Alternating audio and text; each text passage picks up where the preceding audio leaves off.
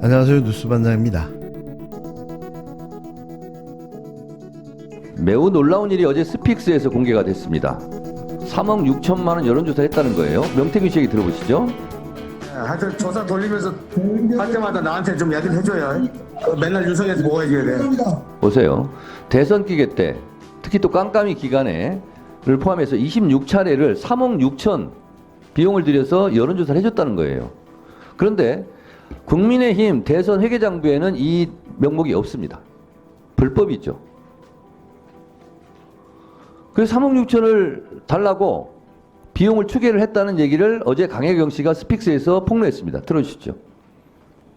돈 받아올게 해서 끝날 시점에 3월 거의 한 20일경에 그 내역서를 만든 거를 가지고 서울로 올라가셨어요. 네. 그걸 받아올게 하고. 명태균 씨가? 네. 자, 그 내역서의 금액이 얼마였습니까? 3억 6천 정도 됩니다. 3억 6천 정도 되는 대선 기간에 윤석열 대통령을 위해서 여론조사했는데 비공개 여론조사 3,000점포를 자 26회 정도 조사를 한 걸로 제 취재에서는 네. 나왔고요. 그 돈이 한 3억 6천 정도 되니까 받으러 가겠다라고 해서 청구서를 만들어 달라고 했다는 거죠. 네, 네. 그 청구서를 만들어 드렸죠. 그 주려고 한다라고 예, 했었고, 네, 이제 받아올게 해서 청구서를 만들어서 돈을 받아왔습니까? 못 받아왔습니까? 못 받아왔습니다. 연락도 없었고 갑자기 이제 의창구에 보궐선거가 생기니 의창구로 가야 된다. 부랴부랴 선거 준비도 안 된 상태에서 의창구로 저희가 투입이 돼서 선거 진행을 했고 선거를 치렀습니다. 그 다음 거요. 현재 국민의힘의 책임 당원입니다. 국민의힘 이렇게 자꾸 나라 망치서는 안 되고요. 진실은 정말 진실 밝혀야 되고, 권력에 있는 사람들 언제든지 약한 사람들 죽일 수도 있고 살릴 수도 있습니다. 꼭 진실 밝혀질 수 있도록 응원 많이 해주시고요. 당당하게 맞서 싸우겠습니다. 네, 1분간 더 넣으시죠. 자, 저는 사실로 보입니다. 이거 1시간 반 내가 제가 다 봤습니다. 근데 김영선 씨 회계 책임자 있고 미래한국연구소에서도 명태균 씨랑 같이 일했던 사람이에요. 세 사람이 지금 소송전을 벌이고 있습니다. 그래서 이분도 사기 횡령죄로 김영선 의원이 고소를 했대요. 그래서 자기도 어쩔 수 없이 지금 나와서 얘기를 하고 있는 겁니다. 저는 진실로 보여요. 처장님, 예. 만약에 이것이 검찰 수사를 통해서 법정에 오면 정치자금법 제32조, 정치자금법 제45조, 공직선거법 47조의 2, 공직선거법 237조 위반으로 저는 보입니다. 이거는 윤석열 대통령에 대한 명백한 탄핵 사유죠. 박근혜 대통령도 법률을 위배하고 헌법수호 의지가 없다 하여 탄핵이 됐습니다. 저는 이것은 탄핵 사유라고 생각합니다. 처장님은 어떻게 생각하십니까? 말씀드리겠습니다. 아까 말씀하신 그 판결에 이제 직접 기소되지 않은 그런 사람들에 대해서는 그 부분에 독자적으로 다시 기소가 되었을 때 엄밀하게 판단이 이루어져야 되기 때문에 어떠한 이제 유무죄 예단도 가할 수 없다는 생각입니다. 그리고 말씀하신 것처럼 이제 아직 이제 그 수사가 이루어지고 있거나 혹은 이루어지기 전이거나 이런 부분에 대해서는 엄밀한 정보 수사를 거친 다음에 저희 사법부에서 최종적인 판단을 내릴 수 있다, 이런 말씀을 드릴 수 있겠습니다. 그야말로 강혜경 씨의 핵폭탄, 탄핵 폭탄이 터졌다고 생각합니다. 이것마저 검찰이 수사를 할지 안 할지 지켜보겠습니다. 7일 22대 국회 첫 국정감사가 오늘 시작됐습니다. 더불어민주당 등 야당은 김건희 씨의 각종 의혹을 거론하며 총공세에 나선 반면 여당인 국힘당은 이재명 대표의 사법 리스크를 부각시키며 맞불을 놨는데요. 하지만 이게 어거지 우기기라는 사실을 모든 국민들은 이미 잘 알고 있을 겁니다. 올해 국감은 다음 달 1일까지 26일간 17개 국회 상임위에서 피감 기관 802곳을 대상으로 이뤄지는데요. 무려 26일간 진행되는 겁니다. 당장 국감 첫날부터 행정안전위원회와 국토위원회 등 상임위 곳곳에서 여야의 설전과 충돌이 이어졌는데요. 22대 국회 첫 국정감사가 법제사법위원회와 행정안전위원회, 정무위원회와 과학기술정보방송통신위원회 등 10개 상임위에서 시작됐습니다. 더불어민주당은 국감을 시작하면서 김건희 씨의 대통령실 용산 이전 의혹, 공천 개입 의혹 등을 파헤치며 총공세를 펴겠다고 예고했는데요. 윤석열 정권 2년 6개월 동안 온갖 괴이한 의혹들이 불거져 나왔습니다. 뿌리를 쫓아가다 보면 어김없이 김건희 여사가 등장합니다. 이재명 대표와 민주당은 이제라도 입법 권력을 악용한 수사검사 탄핵, 판사 급박, 재판 지연부터 당장 중단하십시오. 이에 맞서 국힘당은 민주당 이재명 대표의 사법 리스크, 또 문재인 전 대통령 딸 문다혜 씨의 음주운전 문제를 집중 추궁하겠다며 맞불을 놨습니다. 그런데 참 이상하죠? 문다혜 씨는 일반인입니다. 그리고 음주운전을 했다면 적법한 절차에 따라 처벌을 받으면 될 텐데요. 이걸 정치적으로 이용하려는 국힘당의 작태가 더 한심스러울 따름입니다. 대통령 부인인 김건희 씨의 공천 개입, 국정 개입, 국정농단이 전직 대통령의 딸이자 일반인 음주운전과 비교가 되는 걸까요? 그냥 우기고 보는 거죠. 꼬투리를 하나 잡았을 뿐입니다. 일을 제대로 안 하는 국회의원, 제가 모두에게 말씀드립니다. 일을 제대로 하지 않는 국회의원, 그리고 국정감사 때 불성실한 의원, 출석 제대로 안 하는 의원 다 떨어집니다. 이렇게 책임지는 겁니다. 국회는 정치적으로. 왜 반말하십니까? 지금 제가 뭘로 보여서 반말을 하십니까? 반말 왜 하셨습니까, 저한테? 좀 아까 반말하셨잖아요.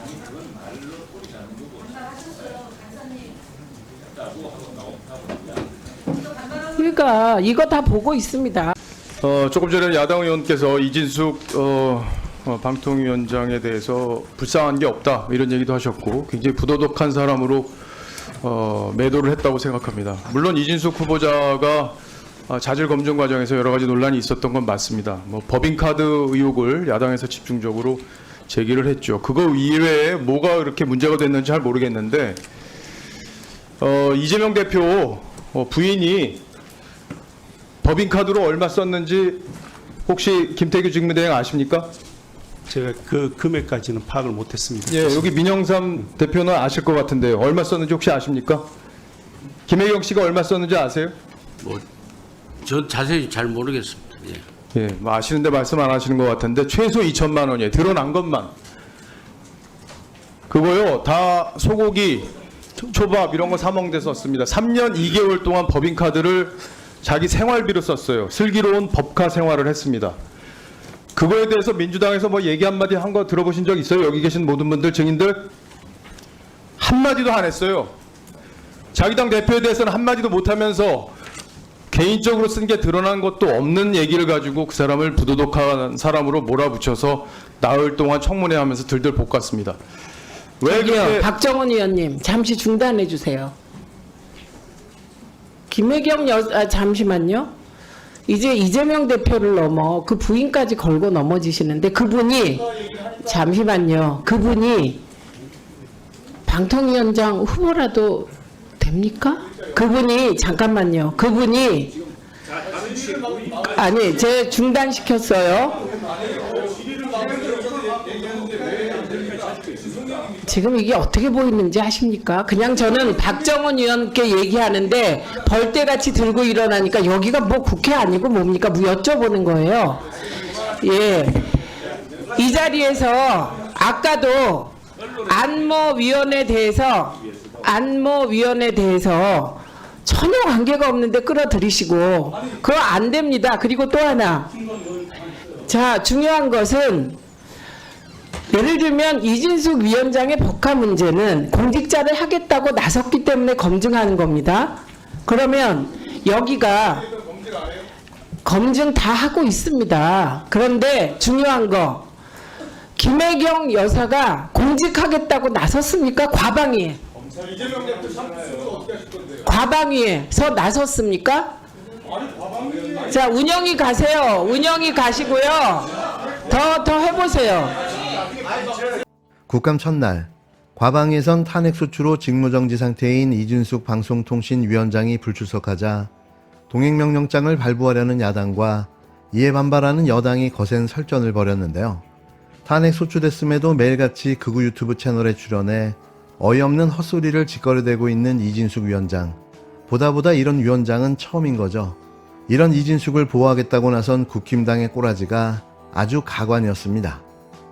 출석을 요구한 증인들이 아무런 조치 없이 출석을 안 한 분들이 계십니다.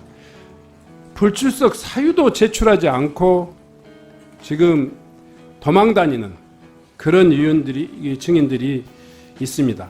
그래서 이 문제에 대해서는 동행명령 등 관련돼 가지고 여러 의원님들의 의견이 있었으므로 지금 여야 간사님들 간에 잠깐 협의할 수 있는 시간을 그래도 우선 이 감사가 원만히 되기 위해서 간사 간의 협의를 위해서 약 한 3분 정도 이렇게 협의하는 시간을 갖도록 하겠습니다. 자, 의석을 정돈해 주시기 바랍니다. 성원이 되었으므로 제418회 국회 정기회 제4차 행정안전위원회를 개하겠습니다.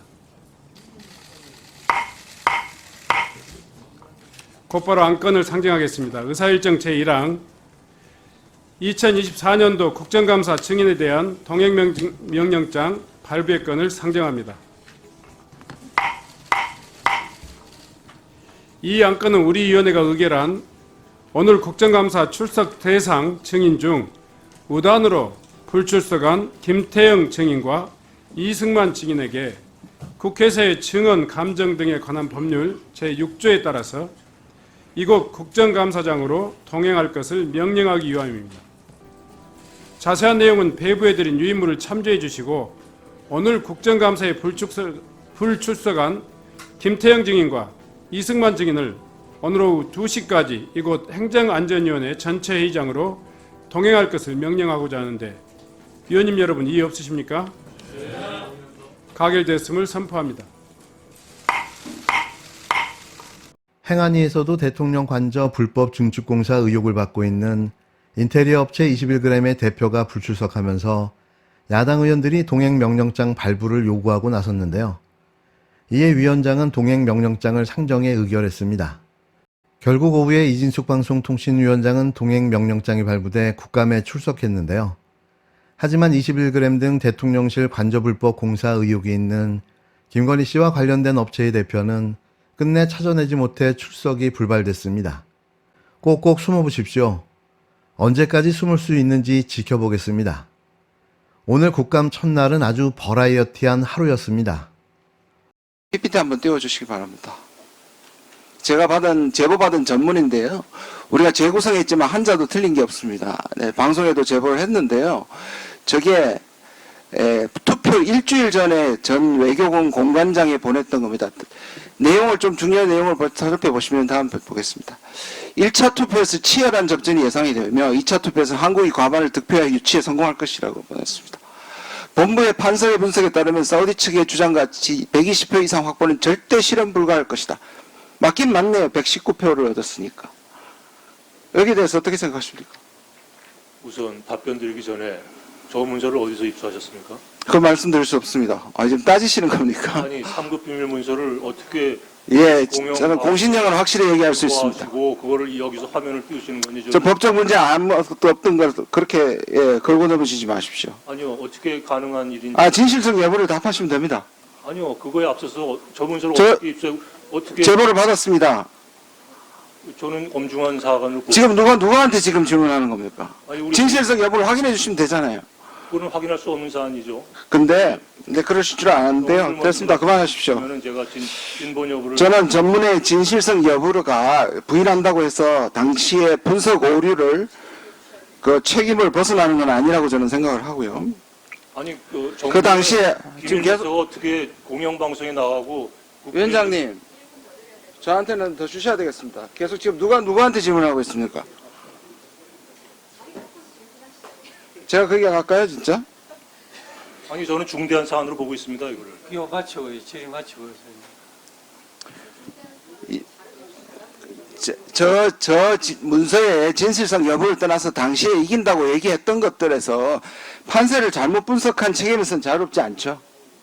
뭐 그렇기 때문에 그런 결과가 나왔죠. 그거를 제가 부인하지는 않습니다. 제가 전체 회의 7월 전체 회의에서 코이카 손정민 상임이사 선출과 관련된 부분 문제 제기를 한 적이 있는데요. 이 자리에도 나와 계신데 저는 문제를 단정하고 싶어서가 아니라 의혹을 불식시키기 위한 자료로서 활용하고 싶어서 요청을 드리는 바인데 그 김건희 여사 모친인 최원순 씨의 법률 대리인 그 변호사의 동생분인데 심지어 그 변호사님은 윤석열 파워 엘리트 263인으로 언급되고 회고록에서도 대통령과의 추억을 굉장히 중요하게 소중하게 언급하시는 분입니다. 그런 친소관계가 있다 보니까 내용이 훨씬 더 공정해야 되는데 관련된 내용에 의혹의 소지들이 있었습니다. 기존에 2-3부서 뽑는데 이번에는 5배수를 뽑는다든지 그래서 6명만 최종 후보가 되는 게 통상인데 10명이 최종 후보가 된 것을 보면은 통상의 관례에 따라서는 7등 이하였을 때는 포함되지도 못했을 수 있는 의혹,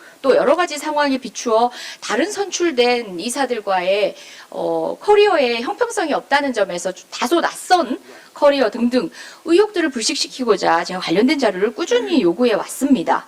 그런데 코이카가 정보공개법을 듭니다. 이거는 국정감사권과는 전혀 무관한 거거든요. 그래서 국정감사와 관련된 법률에 의해서 증감법을 넘어서서 자료 제출을 거부하려면은 상당하게 소명을 하라라고 얘기했습니다. 군사, 외교, 대북관계, 국가 기밀에 관한 사항으로서 국가 안위에 중대한 영향을 미칠 수 있으면 된다. 관련된 내용 소명하라 얘기했는데도 동문서답합니다. 관련된 자료 있어야겠습니다. 그래야지만 정말 엄중한 시기에 그 역할을 맡아 할 수 있는 코이카 상임이사로서의 권위도 정당성도 쓰는 것입니다. 코이카 지금 국회를 우습게 보는 거거든요. 그래서 위원장님, 오늘 회의 끝나기 전에 심사 결과표 그리고 비식별 처리안 최종 후보 10인의 이력서 제출할 것을 재차 요청드린 바입니다.